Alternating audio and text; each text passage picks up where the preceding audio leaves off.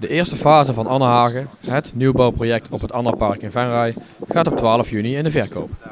Daarmee bereikt Rensdal Groep een nieuwe mijlpaal in de ontwikkeling van het Annapark.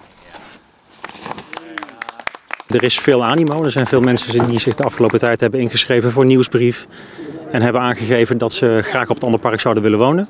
Nou ja, we hebben nu de eerste feiten onthuld. De komende 2 weken gaan we steeds verder het doekje aftrekken van dat wat er feitelijk allemaal gaat komen. We hebben een breed aanbod aan woningen. Alle woningen staan op mooie royale kavels. Dus ja, is het spannend? Ja. En aan de andere kant hebben wij er ook heel veel vertrouwen in dat het product wat we hier aan het ontwikkelen zijn, dat de inwoners van Venray daar heel blij mee zijn. En er is ook een breed spectrum aan wonen. Hè? Daar komen bungalows, kavels, riante villa's, denk ik. Wat kunt u vertellen over het project? Hoe komt het eruit te zien? Ja, we hebben een breed aanbod aan woningen. Uiteraard woningen voor gezinnen. We hebben vrijstaande woningen. We hebben verschillende soorten 2 onder 1 kap woningen. We hebben bungalows. We hebben ook een aantal verschillende woningtypes levensloopbestendig. Dus met een volledig woonprogramma beneden. Een slapen, badkamer. Die naar behoefte ook nog uit te breiden zijn.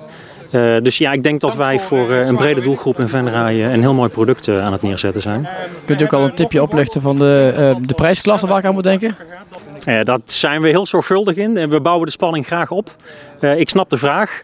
Daar gaan wij de komende weken in de aanloop naar de startverkoop gaan we daar meer informatie over geven. Dus je kan iedereen oproepen om de site annehagen.nl goed in de gaten te houden.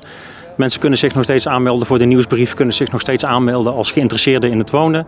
Dan worden ze op de hoogte gehouden in de aanloop naar 12 juni, waarbij we het volgende doekje aftrekken van wat er op het Annapark gaat komen. Ja, als ik nu naar het terrein kijk, ik kan me nog geen voorstelling maken van wat het mag worden straks, wat het wordt.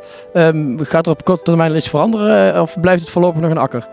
Nee, wij gaan steeds verder de stappen zetten om hier de zaak woonrijp te maken. Dat is natuurlijk een eerste stap die gezet moet worden om ervoor te zorgen dat de mensen die hier straks wonen een nog beter beeld krijgen bij hoe die context eruit ziet. We hebben het ook nodig om straks met de aannemer aan de gang te kunnen gaan. We hebben een bord onthuld met de setting van de totale wijk. Daar kunnen mensen al een gevoel krijgen bij de oppervlakte van de wijk, hoe royaal de kavels zijn. Alle kavels worden netjes omzoomd door groene hagen. Dat zit allemaal in de prijs. Dus blijft dit een akker? Ja en nee. We hopen natuurlijk zo snel mogelijk aan de gang te kunnen gaan met de realisatie van de eerste woningen.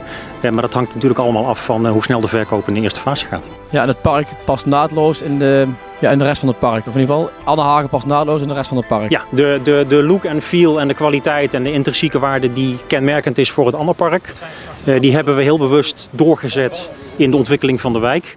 Het is een beetje een flauwe, maar dit wordt niet een wijkje die jarenlang in een soort zandverstuiving zit. Maar ja, u ziet het is van nature al ingebed in het groene kader van het Annapark. En de natuur doet gewoon zijn werk, dus dat wordt alleen maar mooier en beter. We zijn er zeer zorgvuldig in als het gaat over het beheer en het onderhoud.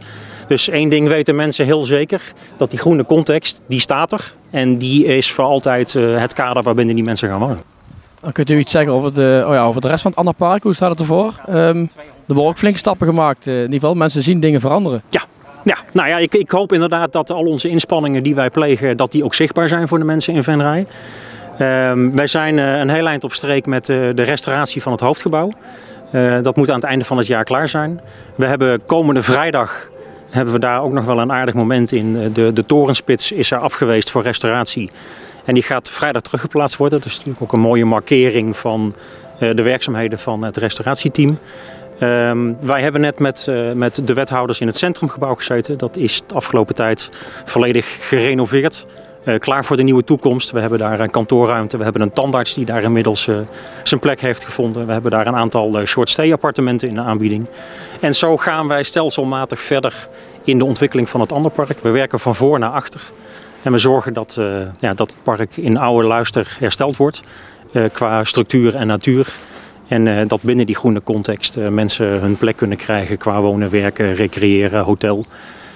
Dus dat is de stap die we gaan zetten, heel zorgvuldig. En we doen ook een beroep op de mensen in Venray dat als ze te gast zijn op het park en ze gebruiken het park om lekker te recreëren, dat ze zich ook netjes gedragen, hondjes aan de lijn, poep opruimen zoals je dat thuis ook doet. Dus ja, dat zijn wel dingen waar we ook tegenaan lopen en waar we graag mensen op aanspreken van joh, iedereen is welkom, maar gedraag je gewoon zoals je dat thuis ook doet.